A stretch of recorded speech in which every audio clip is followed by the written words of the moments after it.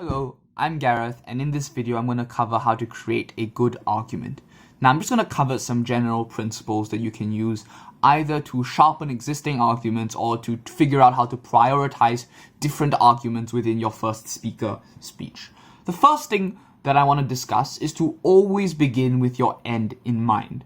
The reason why this is important is because if each one of your arguments is not intended to be carried through to the very end of the debate, then you don't really want to be spending a lot of time explaining these arguments, because in your first speaker speech it's where you lay out the case for your team, general direction of the debate. You don't really want to be spending time on arguments that you realize you're not really going to be utilizing later. So always ask yourself whether or not you envision using this argument in your third and reply speech as a way to prove that your team has won or should win the debate. The second thing that you want to keep in mind is to always choose the most sympathetic actor to center your case around.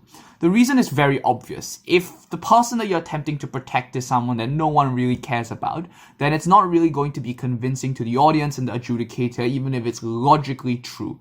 So in a debate, say, about banning the advertisement of cigarettes, an argument on opposition that says that this would cut into the profit margins of multinational corporations and harm investors is logically true, and one could probably imagine it harming an investor to a rather significant degree. However, I don't think most people particularly empathize with billionaires and multimillionaires. So a better way of running this argument might be looking at how perhaps harming advertising for corporations might harm the people that are working for that corporation. For example, those working in manufacturing or those in the developing world. And that automatically makes your argument a lot more sympathetic to the individual on the ground and the average person listening. The third lesson here is to ensure that your argument is always unique to your side of the motion. So when you think in this way, ask yourself whether or not this argument can be mitigated by a policy on the side of the opposition. So if it can, then it's probably not a good idea to run this argument, because this argument will automatically be falling flat on its face after the other team points out a very simple policy that can be used to mitigate the harms of this argument. But if you're still intent on running this argument, then you can give some explanation as to why perhaps a counter policy might not be possible or might be limited in reach. So that's one way to ensure that you push your argument forward even more and increase its ability to be a bit more nuanced there. The last thing to note is to always make sure that your arguments take care of the majority of the spectrum of any debate.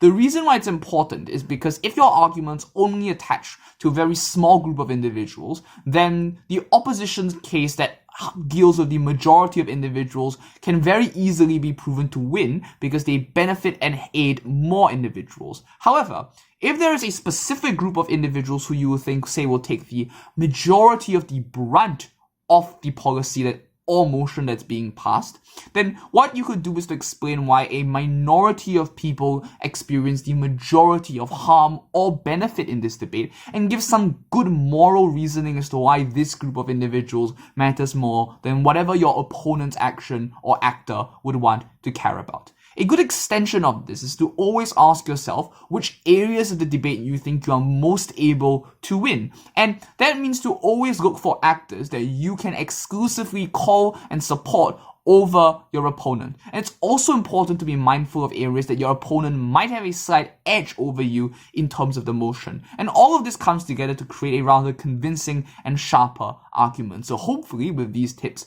we'll all be reminded how to create strong, good arguments to ensure that we can convince our judges and hopefully do better in debates in the future. Thank you.